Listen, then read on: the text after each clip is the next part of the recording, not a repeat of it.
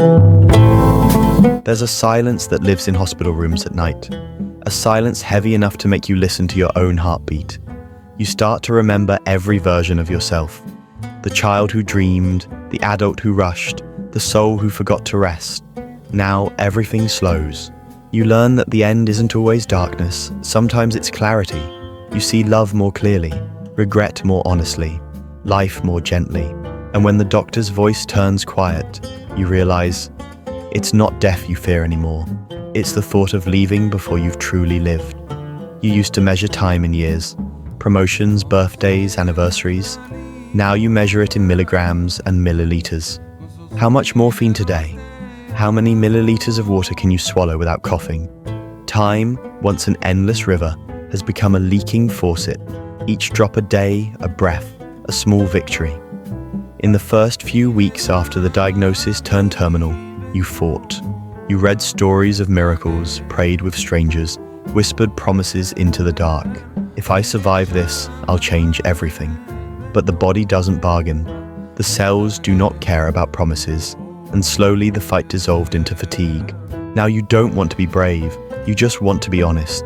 There's no glory in suffering, only clarity. What fascinates you most is not death itself, but how life prepares you for it, long before it arrives. You remember moments from childhood, the first time you understood loss when your dog didn't come back, the first time you saw your mother cry at a funeral. You didn't know it then, but the human mind rehearses death all along. Every goodbye, every heartbreak, every ending, small rehearsals for the final one. The nurses move around you softly, with the kindness of people who've learned not to disturb the delicate fabric of hope. They call you sir, even though you feel like a child again, small, dependent, afraid to sleep too deeply. Sometimes they talk about you like you're not there, discussing charts and dosages, and you listen, not offended, just curious. There's something comforting about being treated like an object of care rather than a subject of worry. For once, everything is predictable, every drip, every check, every breath. No surprises left, and oddly, that gives you peace. The mind does strange things when it knows it's dying. It stops caring about the future and turns into a projector. You spend hours replaying fragments of life, not in order, not logically, but emotionally. The smell of rain on the first day of college, the warmth of your daughter's small hand when she first learned to walk, the way your wife used to hum while washing dishes. They appear like flickering film reels, random, tender, incomplete. And in those memories, you aren't sick, you aren't weak, you aren't dying, you're just living, unaware of how sacred ordinary moments can be until they're gone. Sometimes you wonder if that's what dying really is. Not an ending, but a migration of the self into memory. Maybe people don't disappear, they just dissolve into the minds of those who loved them. Maybe that's why we remember certain voices, certain laughs, certain smells. Because some part of them still lingers, refusing to fade. There are days when pain becomes language, when even silence has texture, sharp, metallic, unavoidable. Your body feels like an abandoned home, rooms collapsing, lights flickering, doors refusing to open. You no longer recognize the reflection in the window.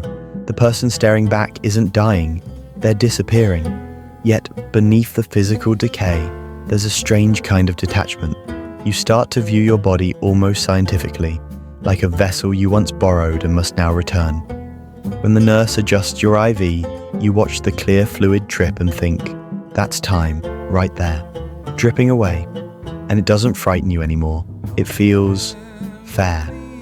Because for the first time in years, everything makes sense. The chaos of living, the rushing, the wanting, the worrying, it all seems absurd now. You laugh sometimes at the things you used to care about, the deadlines, the money, the arguments. You realize that death doesn't erase meaning. It filters it. Only the real things remain. The visitors, they come in waves, family, friends, colleagues, each trying to find the right words, each failing in their own beautiful way. They bring flowers, cards, and fruit you can't eat. They tell you you look strong. You don't correct them. You let them have their illusions. It's a kindness you can still offer. Your daughter visits every Sunday. She tries to smile, but her eyes betray her. You pretend not to notice.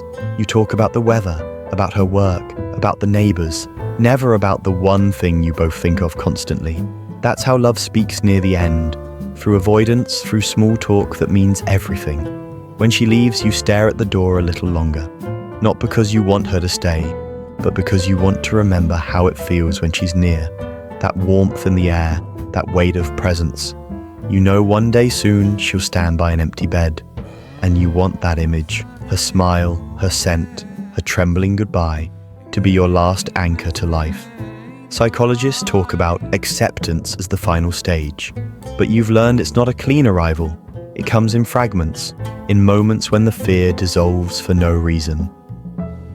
One evening, as you watch the sun set through the hospital blinds, it hits you. The world will go on, and that's okay. The light doesn't care who watches it. It just keeps returning. That thought should have broken you. Instead, it frees you, because you realize that life's beauty never depended on you. You were just lucky enough to witness it. You start sleeping more, not out of exhaustion, but peace. When dreams come, they're gentle. Familiar places, unfinished conversations, soft laughter. The subconscious, it seems, also knows how to say goodbye. You're not religious, never really were. But in the final weeks, you start talking, not praying, just talking to something larger. Maybe it's God, maybe it's memory, maybe it's the part of you that still wants to be understood. You ask strange questions. Did I live well? Did I matter? Was I kind enough to the people who loved me? There's never an answer, not in words, but sometimes when the moonlight touches the edge of your bed, you feel something like an answer, not in sound, but in peace. A quiet reassurance that existing was enough. Time becomes liquid. Days blur into one another, marked only by the shift in light and the rhythm of footsteps outside your door. You no longer count the hours, you measure moments of consciousness. The nurse's smile, the smell of antiseptic, the distant laughter from the hallway. The world continues to live around you, unaware of the miracle of its own aliveness. Your appetite fades, your speech slows, but your mind becomes sharper in strange ways. You notice patterns in everything, the way the curtain flutters in sync with your breathing, the way the clock ticks slightly faster when someone walks in. It's as if reality itself is preparing to fold, and yet there's no panic, only a soft curiosity. You're not afraid of what comes next. You're afraid of not remembering what came before. On your final morning, the room smells like rain. The nurse opens the window slightly and the sound of the city seeps in. Cars, birds, distant chatter. Life, indifferent yet beautiful. You listen like it's a song you've heard 1,000 times, but never really appreciated. You ask for no one, not because you don't love them, but because you want to go quietly. You believe departures should be soft, like snow melting into earth. As the light shifts and your breathing slows, you see images, not hallucinations. Memories, but clearer, purer. Your daughter's laughter, your mother's hands, the ocean you once promised to revisit. It all plays like a final montage, not tragic, just complete. You exhale one last time, almost smiling, not in surrender, in recognition. Because in that instant you realize something profound. Death isn't the opposite of life, it's part of its design. The nurses tidy the room, they remove the machines, close the blinds, and whisper your name one last time. Outside, life continues. Visitors chatting, phones ringing, sunlight spilling across the corridor. Your daughter arrives an hour later. She sits beside the bed, silent, her hand resting where yours used to be. And though she doesn't believe in such things, she feels it.